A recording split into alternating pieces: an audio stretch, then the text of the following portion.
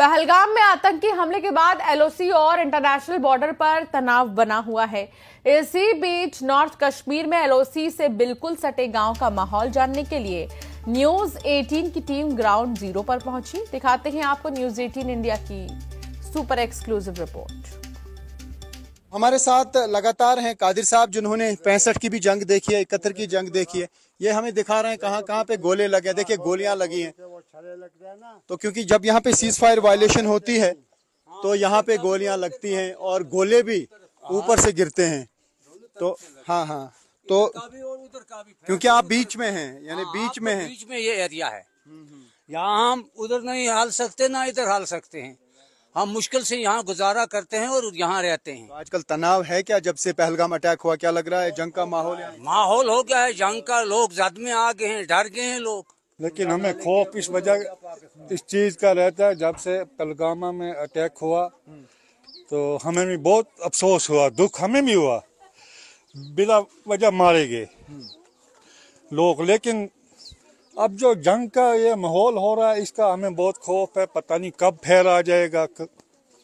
ये वो इलाका है जहाँ पे गोले गिरते हैं, जहाँ पे गोलियां आती हैं, क्योंकि ये वो इलाका है जहाँ पर इंडियन आर्मी और पाकिस्तानी आर्मी के बंकर बिल्कुल आमने सामने हैं। एक साइड से नहीं, दूसरे साइड से, नॉर्थ साउथ ईस्ट वेस्ट आपस में इर्द गिर्द।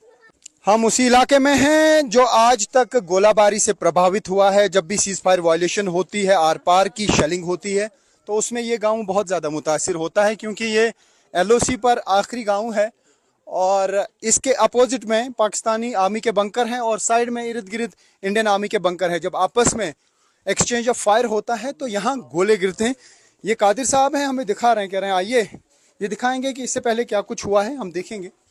ये दिखा रहे हैं, ये देखिए कितनी गोलियां इस छत पे लगी हैं। ये सारे जो सुराख हुए हैं ये गोलियों की वजह से हुए हैं। तो ये मैं विजय को कहूँ थोड़ा सा क्लोज दिखाएं।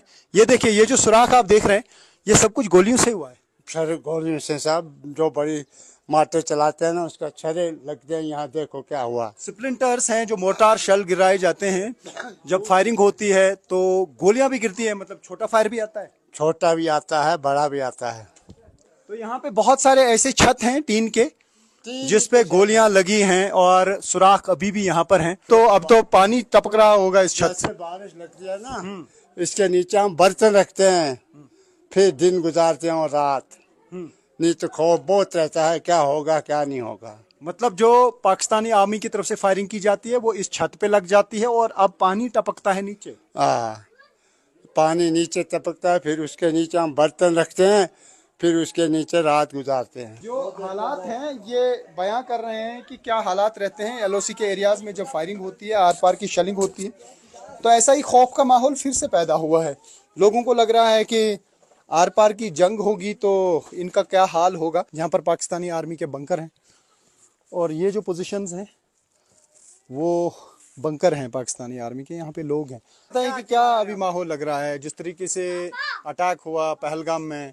भारत का कहना है कि पाकिस्तान पे हमला किया जा सकता है, पाकिस्तान को भी लग रहा है हमला किया जा सकता है। और आप यहाँ पे एलओसी पे रहते हैं जहाँ पे बिल्कुल आर पार की जंग से फायर आता है, सब हमारे ऊपर पड़ता है इधर। हाँ, क्या बता रहे हैं? हाँ, क्या बता रहे हैं? जिस वक्त फायरिंग होती है ना, शेलिंग, सब गोलाबारी यहाँ होती है हमारे इस गांव में। ये मकान टूट फूट का, किसी के पास पैसा था उसने बनाया, जिसको नहीं है ऐसे ही पड़ा। चलो मैं दिखाऊंगा, इतने इतने सुराख अभी भी हैं। हमारा टीना ऐसे हो गया है। अच्छा, यहाँ पे शल गिरते हैं, यहाँ पे गोले गिरते हैं। जिस वक्त बारिश होती है ना, बर्तन उसके नीचे हम रखते हैं, फिर मतलब गोले गिरे हैं ऊपर से गिरते जब हैं। यहाँ पे सीज फायर वायलेशन होती है उस पास से होता है, यहाँ गोले गिरते हैं बहुत। आपको ऐसा लगता है कि डर है, खौफ है बस्ती में? और शाम का टाइम आपको लगता है कि कभी भी फायरिंग हो सकती है? कभी भी रात को ऐसे बस जागना पड़ता है, कब होएगी, क्या करेंगे, क्या। बस काफी टाइम से तनाव नहीं था, यहाँ पे अमन था। ये 2-3 साल हो गए ना, अमन था। फिर आज फिर बोलते हैं बस जंग हो जाएगी, फिर ये फेर खुलेगा। इससे खौफ हिरास में आ गए हम भी। यहाँ पे आज तक काफी लोगों की मौत हुई है, काफी घर तबाह हो गए हैं। और वो जो मैं उंगली से एरिया दिखा रहा हूँ वो पूरा, उसमें काफी पाकिस्तानी आर्मी के बंकर हैं। ये वाला जो साइड है ये एक तिलावारी है और ऊपर चुरंडा है ये पूरा। तो एक बीच में से एक लाइन है, यही लाइन ऑफ कंट्रोल है। और ये लाइन ऑफ कंट्रोल का आखिरी एरिया है इस साइड से। यहाँ पर चाहे वो हतलंगा हो या उससे मुल्हिका जितने भी गांव हैं, ये मिला के ये सारे आखिरी गांव हैं उड़ी सेक्टर में लाइन ऑफ कंट्रोल के, तो यहाँ पे ज्यादा तनाव रहता है। तो जम्मू कश्मीर के अखनूर सेक्टर के परगवाल इलाके में पाकिस्तान की तरफ से हुई फायरिंग के बाद तनाव का माहौल है। बीती रात इंटरनेशनल बॉर्डर पर सीज फायर का उल्लंघन करते हुए पाकिस्तानी रेंजर्स ने गोलीबारी की, जिसके बाद आखिरी गांव में रहने वाले लोगों ने बंकरों की सफाई शुरू कर दी है। लोगों ने इन बंकरों में खाने पीने का सामान और जरूरी चीजें रखनी भी शुरू कर दी है, ताकि किसी भी इमरजेंसी में वो खुद को महफूज रख सके। शम सेक्टर के बदवाल गांव में पहुंचे हैं, जो कि बिल्कुल जीरो लाइन पे है।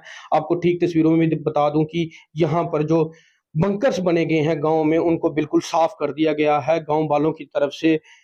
इस समय हमारे साथ जिनके घर में बंकर बना हुआ है वो मौजूद हैं, उनसे बात करेंगे। मैम, आज आपने बंकर की सफाई की, क्या कारण था? इसका कारण आपको तो पता होगा, जो पहलगाम में जो भी तनाव हुए हैं, मतलब हमारे निर्दोष सारे मारे गए हैं, वो छुट्टियां काटने गए थे, उसकी वजह से दोनों देशों में जो तनाव हुआ उसके कारण हमने अपने बंकर की सफाई कर दी है। यहाँ पे जो गैस वगैरह रखा हुआ है, कूलर वगैरह, मतलब बेड शेड सब लगा दिया है, ताकि अगर कोई भी कुछ भी हो तो हम अपने तैयारी कर सके। जो मोदी जी ने हमें फैसिलिटी दी है बंकर की, तो उसके लिए हम मोदी जी का भी धन्यवाद करते हैं। तो हम अपने मोदी जी के साथ हैं। जिस तरह से इनका कहना है कि हम मोदी जी के साथ हैं, जिस तरह से पाकिस्तान द्वारा कायराना हरकत की गई, मैं आपको बता दूं ये इनके द्वारा गैस चूल्हा रखा गया है, उसके बाद सिलेंडर वगैरह सभी फैसिलिटी इन्होंने यहाँ पे रखी है कि कल की कोई ऐसी घटना हो जाए तो हम यहाँ पे रह सकें। आप ठीक तस्वीरों में देख सकते हैं, यहाँ कूलर भी रखा गया है, बेड भी लगाया गया है। इस सब पे बात करने के लिए इन्हीं के घर के मेंबर और भी हैं, उनके साथ बात करेंगे। सर, आपकी तरफ से आज यहाँ पे बंकर में साफ सफाई वगैरह की गई है, किस तरह से देखते हैं आप उसको, क्या कारण था? कारण इसलिए कि तो तनाव बढ़ा हुआ है उधर श्रीनगर में। मंत्री कैलाश विजयवर्गीय से आचार्य प्रमोद कृष्णम ने मुलाकात की है और उनको जन्मदिन पर बधाई भी दी। सोशल मीडिया पर मुलाकात की आचार्य प्रमोद कृष्णम ने तस्वीरें साझा की हैं, पोस्ट की हैं।